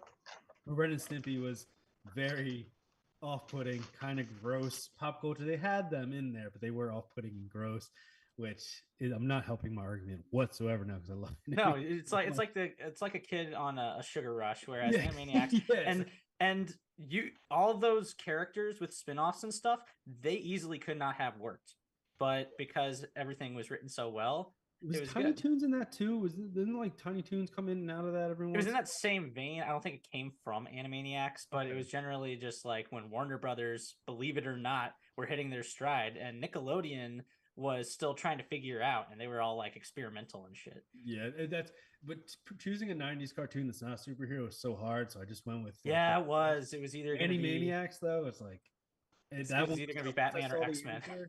I'm like Ren and Stimpy's gonna be one note, really gross. You go back and watch the song thing and then all I have is Mr. Log. That's all I got for that. And then the guy with the high socks and you only see his feet. They did like that Peanuts type of thing for it. Man, that's tough. I think I just talked myself into your argument now. I vote for Billy because of Animaniacs. I wish I would have chosen. What a way to end your argument. Oh, I can't believe it ended there. I love how it's just basically, I can't argue against this. I can't think of the Ren and Stimpy theme song off the top of my head. I love the show, but I just can't think of it. I can only think of the chicken and cow theme song when I'm thinking of Ren and Stimpy right now. I love chicken too. Cow and chicken. Yeah. Once all the judging is done, I'll say what I really think. But again, this was a fun fight. There are so many good 90s cartoons. It's very hard. I wish we had like more players so that there were more answers. It's hard not to say Daria. That was my backup. Daria was too it was that and Aeon Flux, I think, when it came on so late. Which Daria is kind of like just watch Freaks and Geeks but animated. But it came out before.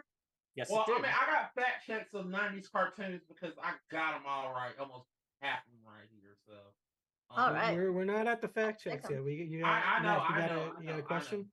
I know. I got question.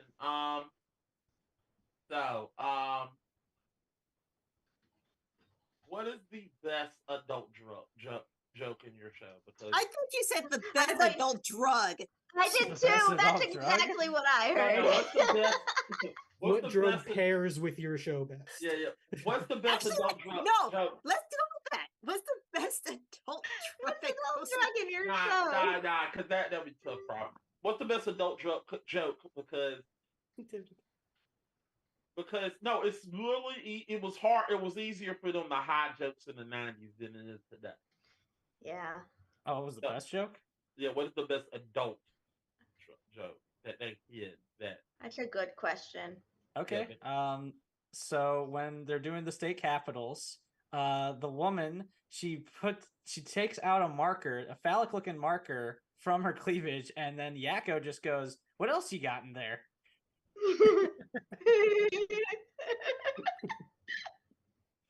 Man, Yeah, TJ, come on, man. for me, they're not even jokes. It's just so it's so out there and gross. It's like there's a scene of Stimpy, Ren with Stimpy with a saw, and it looks like he's doing some sexual emotions to him, I'd say, and then peeing on the electric fence when you have the adult dad peeing in front of his kids on the electric fence for that board game that they were showing. My Ren and Stimpy gets out there, but they're not even jokes. They're just thrown in your face. Like, look at this adult thing. And kids at time laugh because Pooh doesn't like pee. Who doesn't like Oh no, if that's how he exits. poop or eating cat litter? Same. Oh. I rest my case. You just said it's not jokes. It's It's just random shit happening, just for the sake of throw it being at the random. wall. All right, we're good. Hiccups. Hiccups, just 2, I think. Are you ready for facts? Yes, let's move on to Yes. facts. All right. So, other '90s cartoons that you could have said. Tailspin came out in 1990. Love Tailspin. Tailspin came out in 1990. Also, not trivia or two. Also, Billy is right. There are a ton of stuff that came from Animaniacs. There is the Crown Jewel, which is we're tiny, we're toony, we're all little loony. Tiny Tiny Toons came out in the 90s. Literally, Steven Spielberg's Tiny Toons, which is getting renewed, hopefully. Well, he produced both shows. He produced Animaniacs. Yeah, and he Tiny did. Toons. My bad. He did. Yes, he did. And there was the Freakazoid. Pinky Freakazoid, and the Brain Freakazoid. crossover with Elmira. Yeah, he Yeah, had like a Pinky and whole Myra. cartoon universe. Yeah, Yeah. and I think Tiny Toons University is coming out. They're planning on doing that. That's going to be the new thing. But that's I'm just saying that. The Plucky Duck Show.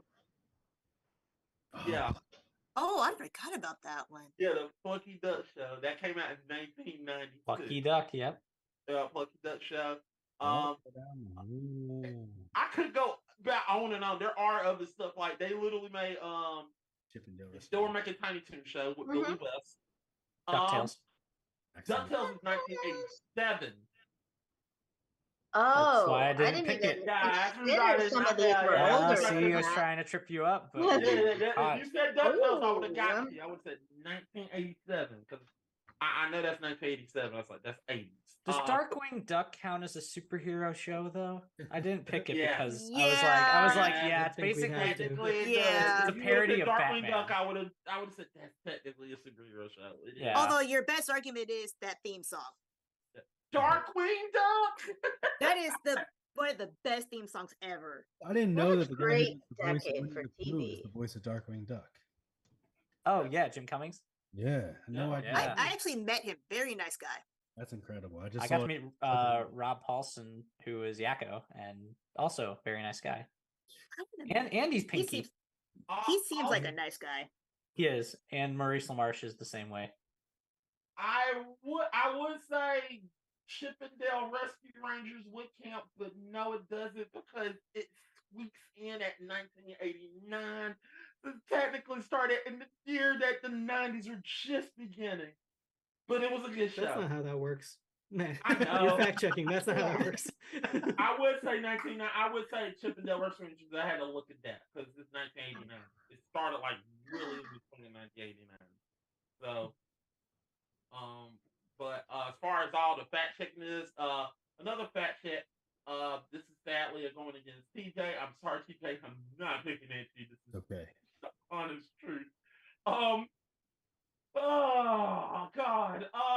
Sean, if I don't do that, Zach would not just that. Zach would come back and try to come after me. So I have to say this. John, I don't know how to say his name, but John K. John K. That John dude. K. Yeah. There are some sexual assault. He's literally canceled. There are sexual assault allegations against him. Oh, yeah, that's This cancelable. is a I'm rough sorry, episode. TJ. You're like a magnet for like canceled people. Yeah. Also, Uh-oh. he has been. They said that he sexually harassed and groomed somebody. Yeah. Also, they're talking about. Yeah, he was alleged to possessing child pornography. Okay. Boy. Yeah. Yeah, but Mel Gibson was on Robbie. Animaniacs, so That's true too. But I'm sorry, TJ. I gotta bring it up. Yeah, well, Mel Gibson was on a lot of things. So And to his credit, he was on a Simpsons lot canceled. of things before he said Everybody what was on he The Simpsons. said. What? I say he was on a lot of stuff before he said what he Yeah. said. Now, I'm just saying. Publicly. This is during. This is not. I Right. don't know. Yeah, you're correct. But I'm just saying. Even though I'm just saying that don't deter from what the show is because he's one part of it, but he is the show creator. So there are these allegations. You know, if hey, I like Harry Potter, but J.K. Rowling sucks. Yeah. There you go. But he's also the voice of Ren, so there's that too. You know. Was he the whole time? Because I thought he got switched out. I know. I know Stimpy. There is a because- period. There's a period in time where he wasn't Ren. Like it was 1990. He was Ren from 1990 to 1993 and came back in 2000. Then Billy West took over. Exactly, because I was like, he did voice from, both of them at one point. Yeah, he took over fully as Ren, and hell, I just now noticed how. Well, there you go. That balances the argument. Yes, Yeah. John Kay got canceled, but Billy West is a savior and a saint, so it cancels it out. Billy West is just talented as fuck because he's voicing both Ren and Stimpy. So, and then like he's a freaking Futurama voicing like 18 characters. Also voices Bugs Bunny, so he's also that too. And the red M&M. Yeah, the red M&M too. Okay. Yeah. While we're on canceled people, I totally forgot that Bill Cosby was stinking Little Bill. Oh yeah. Well, I mean, he created the show. Yeah, he created the show. He was not Little Bill. He created Little Bill. Yeah, that would have been hilarious. Though. Oh Lord! He made it after his son. Yeah, but I'm looking at this movie poster or the cartoon poster, and I totally spaced on that fact. Where the hell did you get Bill Cosby from? Bill Cosby. Yeah, that's stinking Bill Cosby, right? Yeah. She's not wrong because I love Little Bill too. I love that show. Yeah. That was especially the kid, like the kid from Everybody Needs Chris voiced the middle son. I was thinking about canceled people because of Mel Gibson. Sorry. Oh, okay. So Bill Cosby's pretty. We're going down a rabbit hole. We need to get back on track. Sorry, I'm falling apart. Argue the arguments. If you'll excuse me, I gotta turn on my porch lights real quick. Well, you guys can credit on yourself. But those are the facts I have so far. So Okay, so let's just start with you, Mac. What who do you think won this round? Why they had to start with me? Because you've been saying that the whole time, and now you're like, I don't want to go first. Not me. All right. So here's the thing. Even with all the allegations and all the thing about it, let's just go strictly on the show itself. So Animaniacs. still going to this day. Ren and Stimpy. It is an interesting show that I liked as a kid, that I kind of respect. But as an adult, the adults were a little bit too raunchy, and then they knew they knew the jokes were a little bit raunchy, and they made Ren and Stimpy adult party show. So TJ, that hurts you. Just like with the Black Mirror stuff, we gotta bring up adult party, and adult party makes Ren and Stimpy a little bit more uncomfortable than what it is, because now it's like, yeah, this is not funny anymore, because it was funny when I was a kid, but as an adult, it's like, I don't want to hear Ren and Stimpy talk about who's the pitcher, and the catcher. I don't want to hear that. That fucked with me. Just like what Miss and me were talking about, that fucked with me a lot.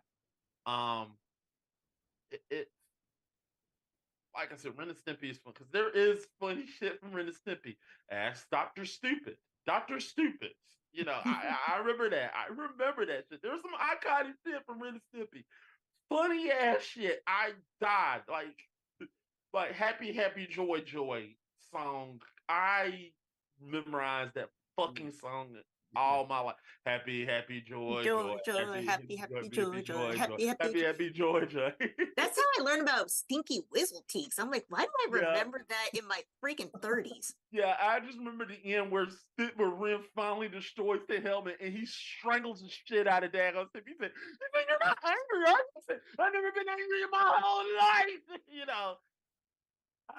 This is, like I said, it's tough. It's tough because there are hilarious moments, but yeah, Billy's right.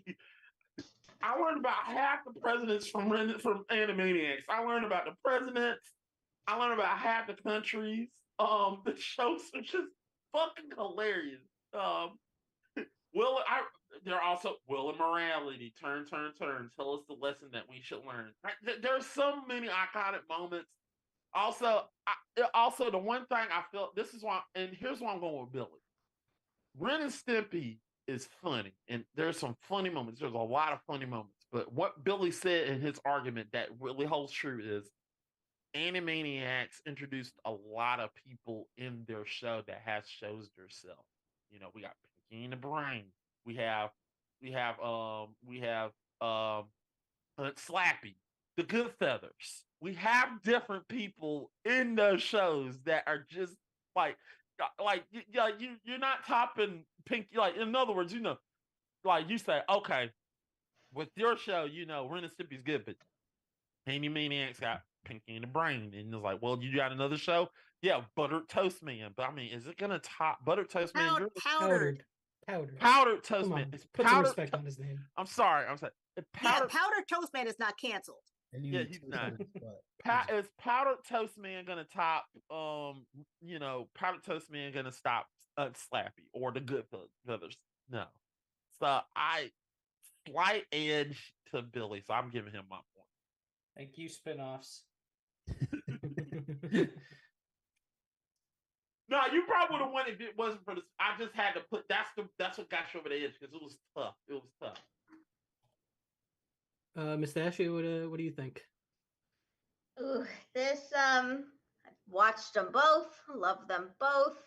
I watched less of Ren and Stimpy because my parents caught on to how raunchy it was and stopped letting us watch that real quick. Yeah. Like, like, no. It was that, like, they were trying to get away. Like, let's see what we can get away with on Nickelodeon, and they did. And it sent my parents down a rabbit hole, and they checked all the Nick shows after that. It was a nightmare. Did you not watch Rocco? Did they? No, we watched Rocco in secret though. We had to be quiet. That's what I thought. Rocco's Modern Life. Oh no, baby, oh baby. Oh, they cut Hey Arnold for a while. Anyways, but I watched them both, love them both. But every single Christmas, I watch Wacko's Wish. And I laugh every time where they mash up all the characters and just throw them in the funniest movie ever. And I vote for Animaniacs. I'm sorry. That's super Animaniacs. Yeah. Yeah. Zany to the max. Yep. Zach? First, I have to draw your guys' attention to the chat because I posted something. It was a parody song. Okay. I'm afraid of what it'll do to my computer because Uh, it's a I'm not wonky gonna- setup I've got. I may be Zach, but I'm not that Zach. I'm not that Oh, far into it. oh, I mean just normal tech stuff. I have a wonky setup going on right now. It's like a half laptop, half desktop thing. But I have to admit, because, well, for those of you who can't see this, I posted a link to an Animaniacs parody song that I found by accident one day. And I can't say I was feeling sad, but it was just one of those days where I was just feeling kind of meh. And I ran into this song and played it repeatedly, and I could not stop laughing. Especially if you're a 90s kid and you know what this is. And as you can tell by Mustachio's smile, I think she's listening to it. it's buffering. I'm anticipating. It's a Macarena. No, it's not. It's a macadamia. It's a macadamia.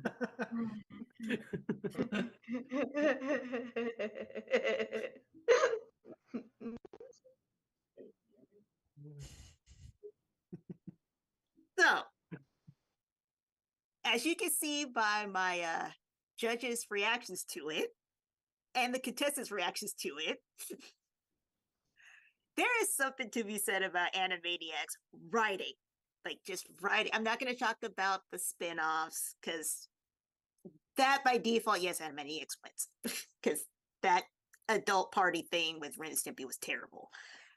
But this one's hard for me because I love them both. And with Ren and Stimpy, I love just the stupidity of it. I really love how I really don't have to think too hard.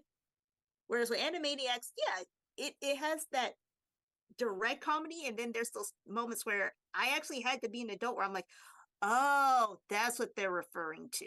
Or not an adult, but older. And I'm like, okay, that's what they're referring to. Whereas with Ren and Stimpy, because I grew up with guys, all right? So I heard a lot of dirty stuff. So there wasn't much that got past me with them. And one adult joke that you did miss, TJ, is when they pretended to be babies.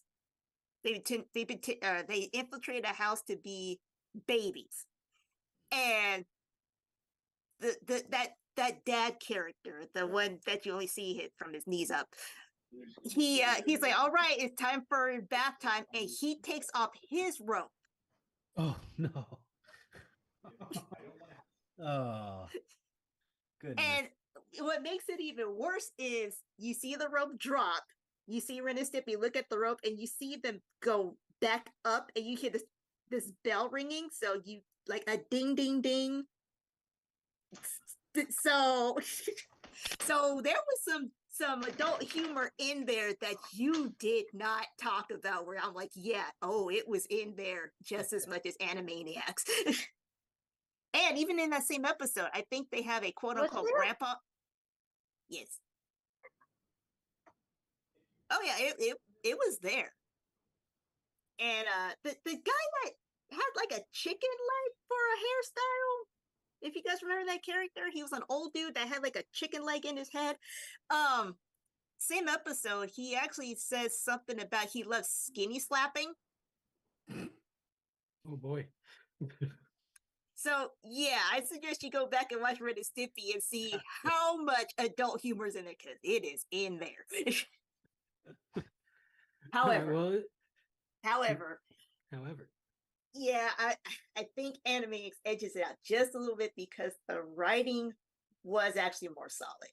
Yeah. Overall, I love turning off my brain and watching stupid stuff, but I have to admit, Animaniacs was more solid in writing. Probably because it was Steven Spielberg. Yeah. All right, so it looks like Billy's got this one. Pulled it out of my ass, but I did it. Yeah, my thoughts are similar. I think you guys both had, like, you were fighting for iconic cartoons of the 90s.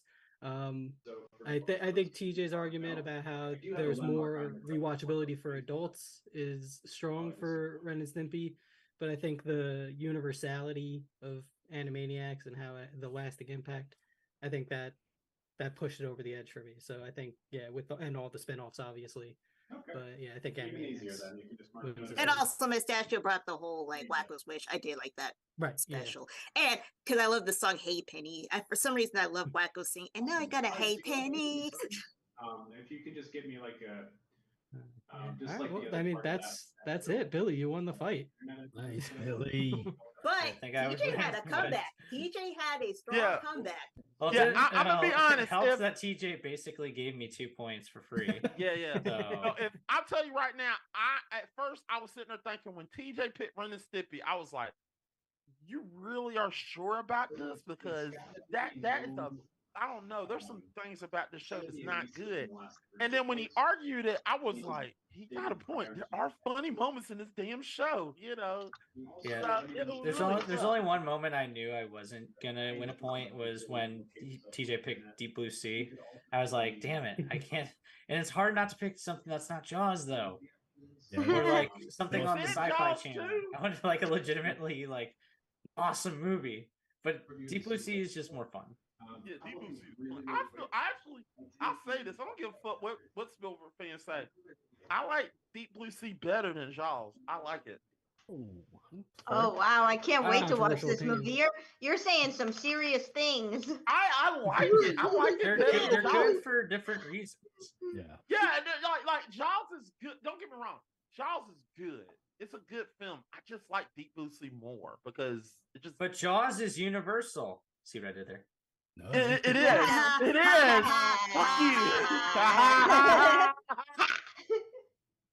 Short. Yeah. So yeah, but yeah, I'll Well, say this- it. I this don't was give a fuck. What Controversial. are you gonna say, Mac? I'll say Yeah, yeah, oh, I don't that- give a that- fuck. You're That- gonna just that Jaws is a worse movie than Deep Blue Sea. Jaws 2 It might be your suck. most controversial opinion. Jaws 2 is No, pretty my good. controversial opinion is Jaws 2 suck and No, Jaws, Jaws the 3D is- Revenge sucks. You can Oh, make it an does argument suck. that Jaws 2 and 3 are fun for different reasons. 3D sucks. That was 3D gonna be my is follow fun up to make question fun for the of. shark fight. That has Revenge. Manimal in that movie. Jaws the Revenge has a shark that makes a yell like a shark roars like a Tom and Jerry cartoon. Yeah. It's weird. And Michael Personally, Caine, I think more animals should seek revenge in movies. I Oh, think yeah. that needs to happen. yeah, and Michael Caine is a legend simply for that movie for one reason, and that's the quote he has about the movie, which was, "I've never seen Jaws the Revenge. It's a terrible film by all means, but I have seen the house that it paid for, and that's quite good." Wow. That's a gangster. Also, I have a question for you guys. What? What did you think of that song? It was awesome. That was great. It was good. I It was really funny. enjoyed the intro. I didn't get to the end, but I really Yeah, I enjoyed didn't the finish whole the of whole the thing, but beginning. yeah, it was very funny. It really is one of those songs like you just have to hear the first few seconds. You're like, okay, I'm invested. All right. Well, this has been a good fight, a strong fight. Even though TJ gave up his first two questions, but he didn't let up on those last three. So Oh, he it was a strong fight. You're one step closer to whatever our championship is going to be. Yeah, exactly.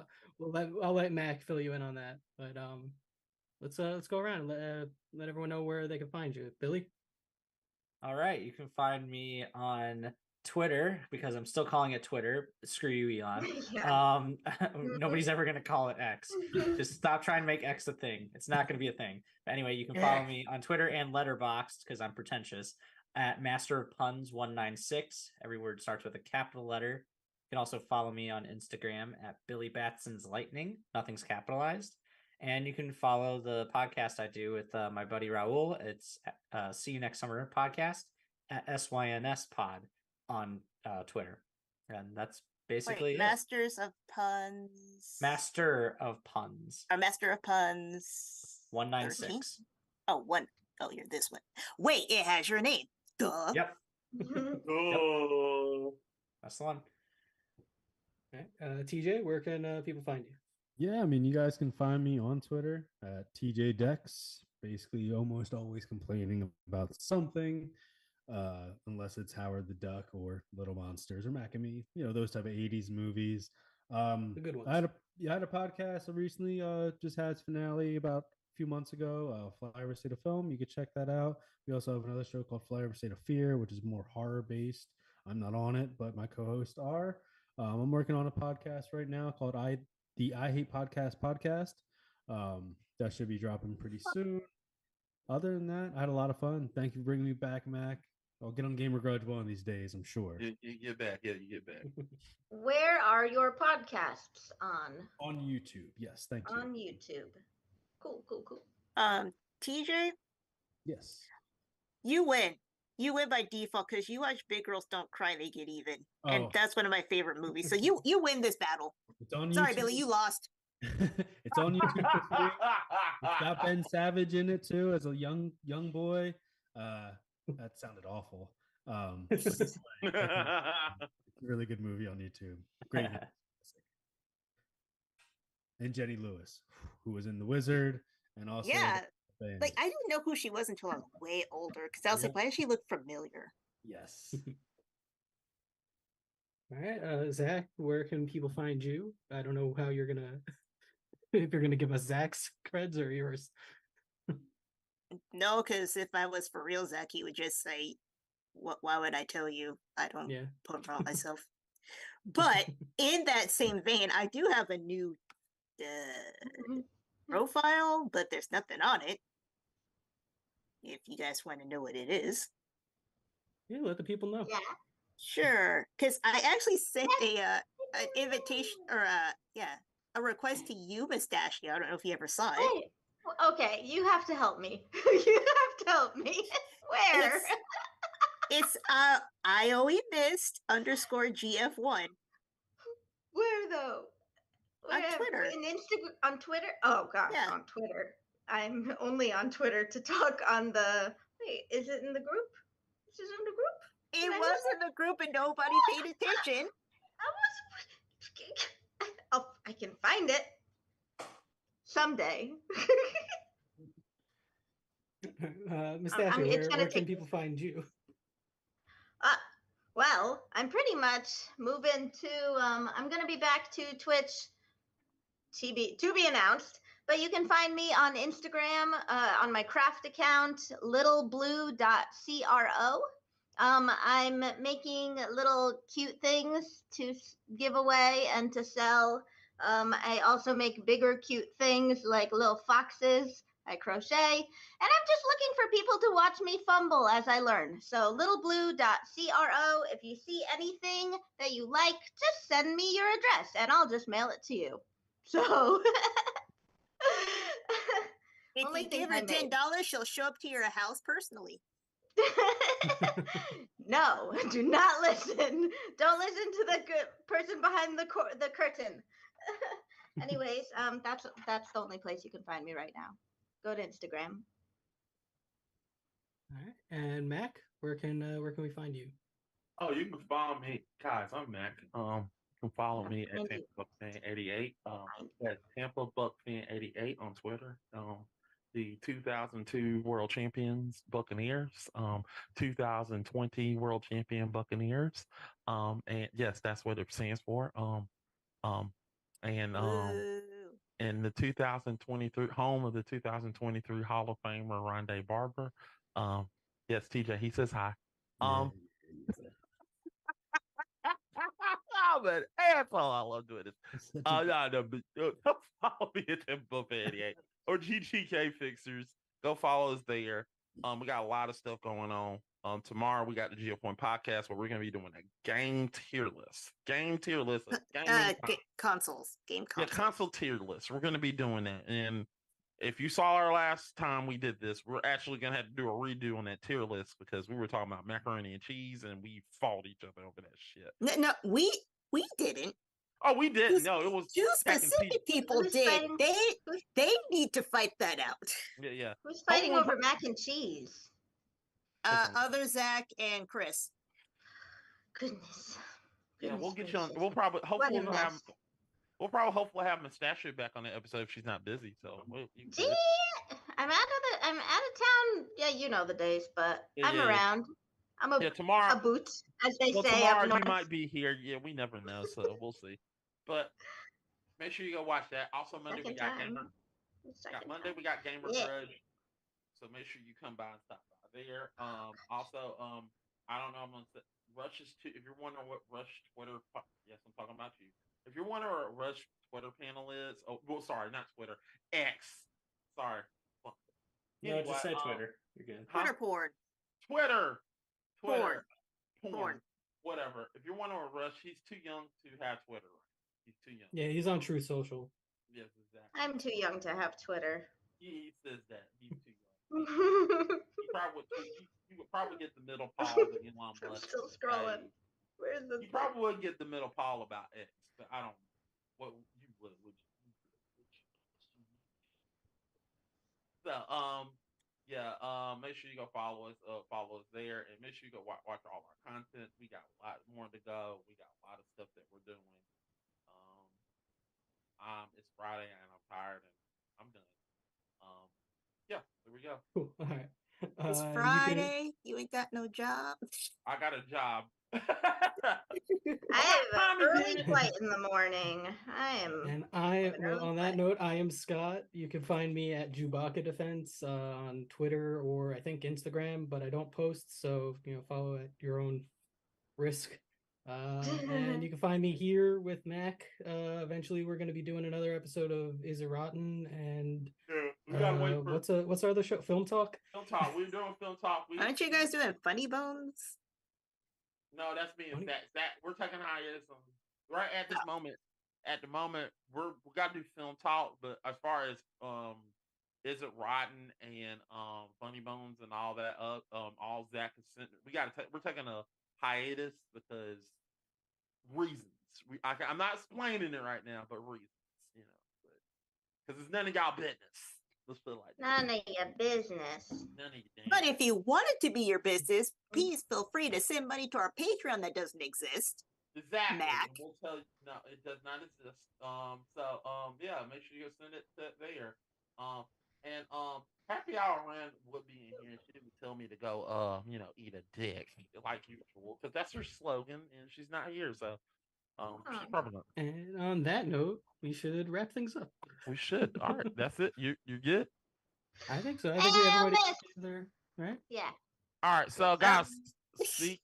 All right, guys, see you next month for another episode of Digital Beatdown. See ya. Bye.